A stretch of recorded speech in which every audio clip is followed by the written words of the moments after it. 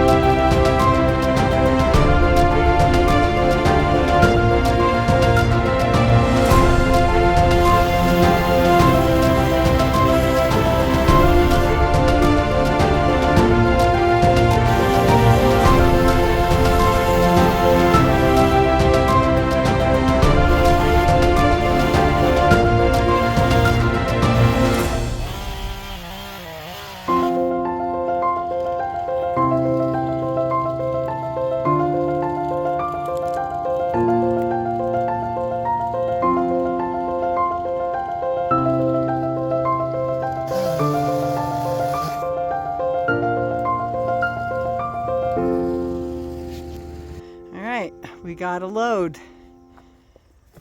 Day 2 was pretty successful. We got a nice load of logs, pine logs, and we cleared out some more space. So the only thing we have to do is take it to our wood yard, dump it, and come back and get stump. So thanks for watching.